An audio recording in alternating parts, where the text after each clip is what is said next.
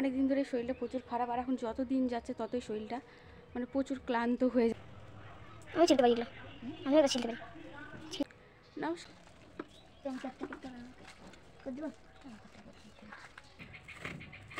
খালিদটা দেখা যায়, থালাটা দেখাতে লাগবে না, কিন্তু এইখানকারটা দেখা যায়, নরম হয়ে যাবে না আরো না শক্ত। বন্ধুরা কেমন আছো সবাই? আশা করি সবাই ভালো আছো, আমিও ভালো আছি। আমার ব্লগে সবাইকে অনেক অনেক স্বাগত। অনেক দিন পর আজকে ব্লগ শুরু করছি। তো শরীরটা সেরকম ভালো না, অনেক দিন ধরে শরীরটা প্রচুর খারাপ, আর এখন যত দিন যাচ্ছে ততই শরীরটা মানে প্রচুর ক্লান্ত হয়ে যাচ্ছে তো অনেক দিন ধরে ভিডিও করছি না ঠিক মতো। তো চলো আজকে অনেকদিন পর তোমাদের সঙ্গে ভিডিও শেয়ার করতে এসেছি। আর আজকে একটু শরীরটা ঠিক আছে, দুদিন থেকে ভালো আছে। তো আজকে একটু তালের বড়া করব, আমি নিজে করব, খুব খাওয়ার ইচ্ছে করছে। সেই বাড়ি থেকে যে খেয়ে এসেছি, আর এখানে মা একদিন শুধু করেছিল। তো সেদিন একটু কেমন শক্ত শক্ত বড়াগুলো ভালো লাগছিল না খেতে। তো সেই কারণে আজকে আমি আবার তাল বড়া করবো, আজকে আমি নিজে করব একটু। তো চলো আমি সেটাই তোমাদের সঙ্গে শেয়ার করব। তোমরা কিন্তু পাশে থেকো সবাই, আর যারা প্রথম থেকে আছো তো তোমরা এইভাবেই পাশে থেকো, সাপোর্ট করো। আর নতুন বন্ধুরা অবশ্যই আমার চ্যানেলটি সাবস্ক্রাইব করে পাশে থেকো। তো চলো, তো এখন গিয়ে একটু তালটা আমি ছুলে টুলে গুলবো। চলো তোমরা দেখতে থাকো।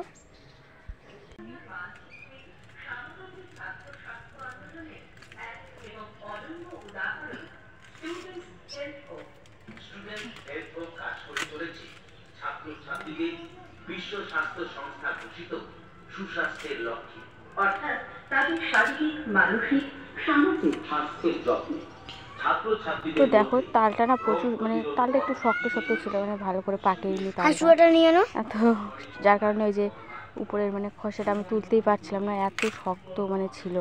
আর হাতের মধ্যে প্রচুর লাগছিল, আর একটুতেই এখন লাগে, এত শরীরটার এখন ইয়ে হয়ে গেছে না, কি বলবো, একটুতেই সব কিছুতেই শুধু লাগে।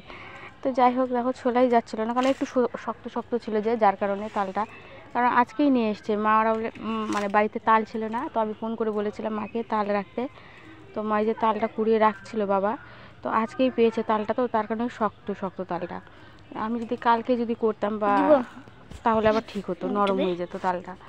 তো যার কারণে খুবই শক্ত ছিল, আর আমি না ছুলতেও পারছিলাম না, প্রচুর শক্ত ছিল। ওই যে তালের খোসাগুলোও উঠানো যাচ্ছিল না, প্রচুর শক্ত ছিল।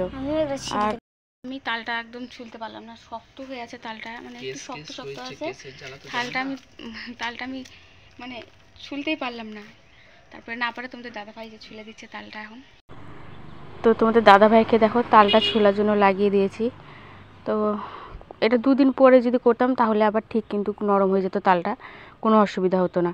আর আমার এতই খাওয়ার ইচ্ছে করেছে, আমি সঙ্গে সঙ্গে একদম বসে পড়েছি তালটা নিয়ে ছোলার জন্য আর বড়া বানানোর জন্য। তো যাই হোক তোমাদের দাদাভাই তালটা আমাকে ছুলে দিল কষ্ট করে।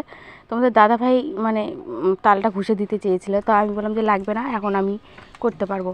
তো তারপরে যে দেখো তালের মধ্যে যে একটু জল টল দিয়ে ভালো করে তালের উপরে যে শ্বাসগুলো থাকে, আঁশগুলো ভালো করে জল টল দিয়ে চেপে না, তো আমিও আর কি সেই রকম করছিলাম। আর যেহেতু তালটা একটু শক্ত শক্তই ছিল, তো চলো এই তালের ইয়েগুলো আমি করে নিই এক এক করে। আর মা বাড়িতে নেই, বাবাও বাড়িতে নেই, একা একাই করছি।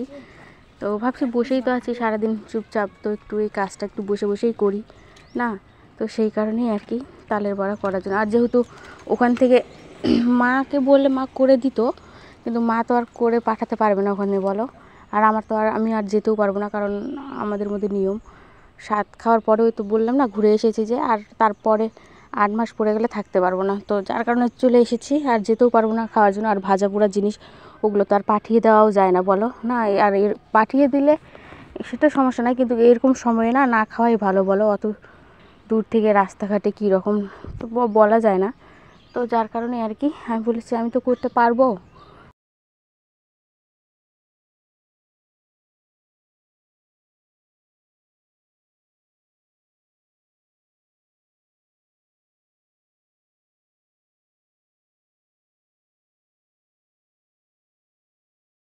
শাশুড়িমাকে বললে করে দিত, কিন্তু আমি বলিনি, কখনো বলি না যে এটা খাওয়ার ইচ্ছে করছে, ওটা খাওয়ার ইচ্ছে করছে। আমি সব কিছু একাই করতে চাই, একাই 100 এরকম। দেখো আমার না ভয়েস যে করছি, পরে ভয়েস ওভার করছিলাম, আর গলার কেমন যেন আওয়াজটা হয়ে গেছে, যেহেতু সর্দি সর্দি মানে গলার আওয়াজটা শুনে হয়তো তোমরা বুঝতেই পারছো।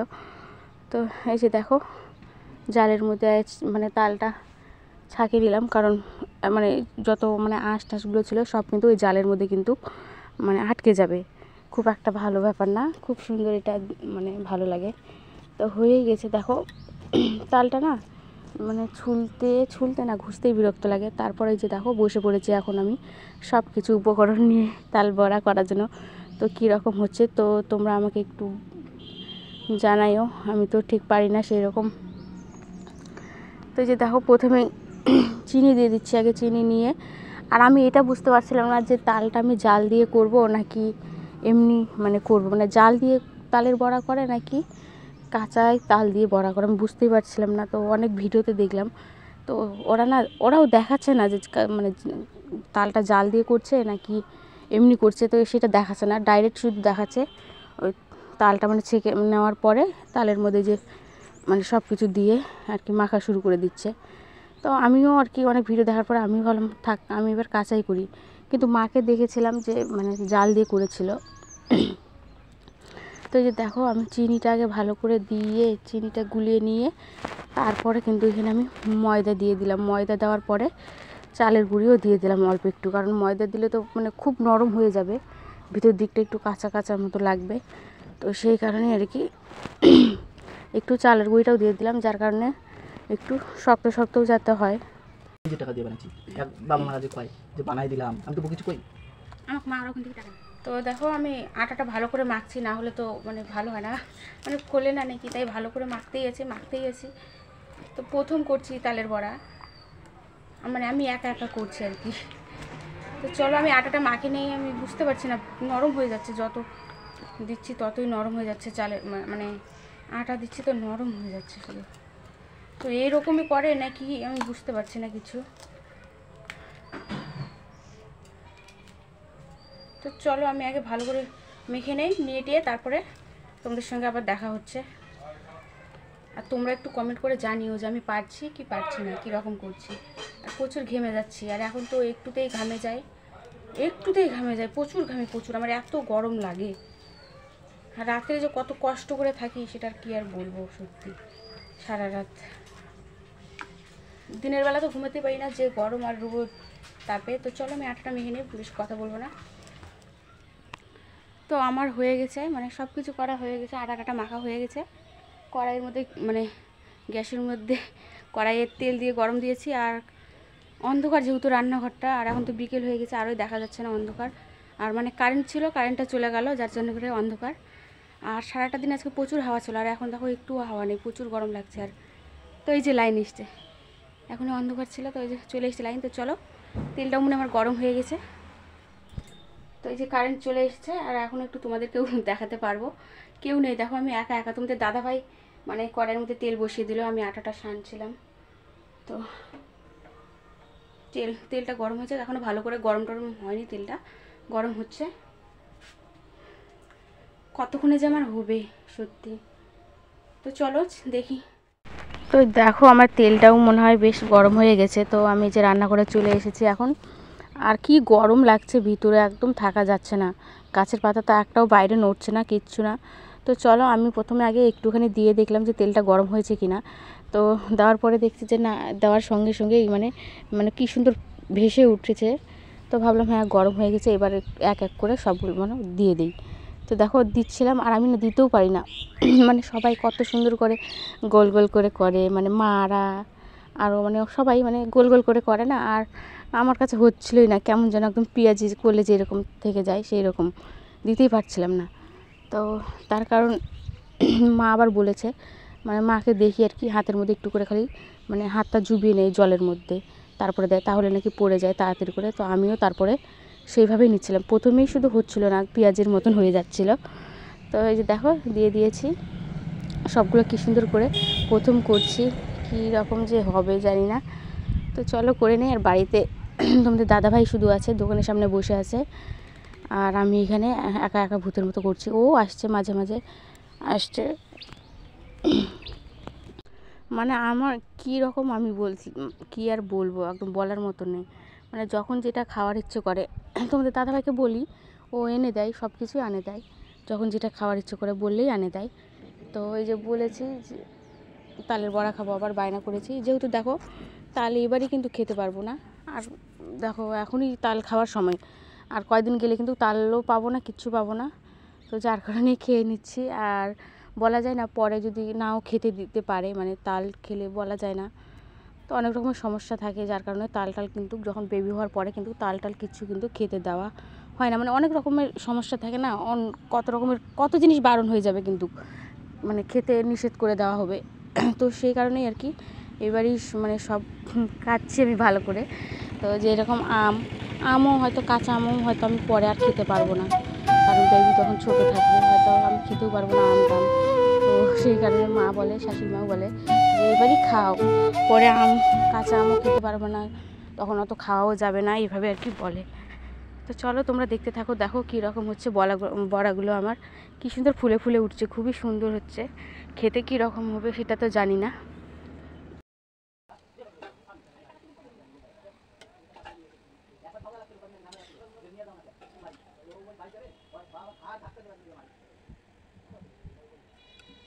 তো আমার দেখো বড়া করা কমপ্লিট হয়ে গেছে, আর আমি ঘেমেও অস্থির হয়ে গেছি।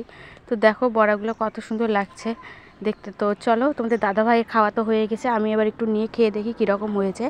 আর আমি দেখো ঘরে নিয়ে চলে এসেছি বড়াগুলো, এখন খাবো ফ্যানের নিচে বসে। আর বনি ওরাও বাড়িতে নেই, আর ওরা মানে ওর দাদু বাড়িতে গিয়েছে ঘুরতে, তো থাক, ওরা যখন আসবে তখন খাবে। আর আমি যে এখন একটু ফ্যানের নিচে বসে থাকি, প্রচুর গরম লাগছে, একদম ঘেমে গিয়েছি, প্রচুর ঘেমে গিয়েছি একটুতেই। তো তোমাদের দাদাভাই যে পেছনেই বসে আছে। তো আমি এই যে বড়াগুলো খেয়ে দেখি কীরকম হয়েছে। আমি মাকে ফোন করে বলেছিলাম যে মা পাঠিয়ে দেবো, তো মা বললো যে না পাঠাতে হবে না, থাক তুই খা, আমার লাগবে না। তো এইভাবে মানা করে দিল, মা বললো যে লাগবে না পাঠাতে। তো তারপরে আমি দেখো পিঠেগুলো মানে বড়াটা খাওয়ার পরেই চলে এসেছিলাম একটু রান্না করে দুধ জাল দিতে, কারণ দুধ খাই মানে এখন যদি না খাই ভাত খাওয়ার পরে কিন্তু দুধটাও খেতে পারবো না জানো, মানে ভাত খাওয়ার আগে দুধ খেয়ে নেওয়া ভালো, কারণ ভাত খাওয়ার পরে না পেট একদম ভর্তি হয়ে যায়, আর খেতেও পারি না, দুধ খাওয়ার ইচ্ছে করে না। তো যার কারণে আমি সন্ধেবেলায় যে দুধটা জাল দিয়ে দিই, আর দিয়ে তারপরে সঙ্গে সঙ্গে মানে খেয়ে নিই, সন্ধে দিয়ে তারপরে দুধটা খেয়ে নিই, পরে ভাত টাত খেলেও কিন্তু সেরকম আর অসুবিধা হয় না। তো দেখো এখানে দুধ জাল দেওয়ার আমার হয়ে গেছে। তো দুধটাই যে এখন দেখো ছেঁকে নেবো। তোমরাই তো ভাবছো কী ব্যাপার, দুধটা এখন ছাঁকছে, মানুষ জাল দেওয়ার আগে ছাঁকে, কিন্তু আমি কেন এখন ছাঁকছি জানো, কারণ প্রচুর চিনিতে পিঁপড়া ছিল, আর পিঁপড়া মানে দেখলে আমার খাওয়ার ইচ্ছা করে না ভাসে উঠলে, তো যার কারণেই আমি পাগলের মতো ছাঁকে নিই দুধটা আর কি, এরকমই করি আমি রোজ প্রত্যেক দিনে। কীভাবে যে পিঁপড়াগুলো ঢোকে না চিনির কৌটোর মধ্যে। তো এই যে দেখো আমি এখন দুধটা নিয়ে বসে পড়েছি খাওয়ার জন্য। আর তোমাদের দাদাভাই এখন গেল, যেহেতু আজকে শনিবার তো বাড়ির পুজো, তো সেখানেই পুজোতেই গিয়েছে। তো তোমাদের দাদাভাইকে আমি একটু বলেছি খিচুড়ি নিয়ে আসতে আমার জন্য, আর ও নিয়েও আসবে। তো চলো এখন আর কোনো কাজ নেই, এই যে বসে থাকবো দোকানের সামনে, দোকানটাও খোলা আছে। তো চলো আজকের মতো ব্লগটা এখানেই শেষ করে দিচ্ছি, দেখা হবে নতুন কোনো ব্লগে। ততক্ষণ কিন্তু সবাই ভালো থাকবে, সুস্থ থাকবে, আর নতুন বন্ধুরা অবশ্যই আমার চ্যানেলটি সাবস্ক্রাইব করে আমার পাশে থেকো, আর পুরনো বন্ধুরা তোমরা এইভাবেই আমার পাশে থেকে আমাকে সাপোর্ট করো। চলো আজকের মতো এখানেই, টাটা।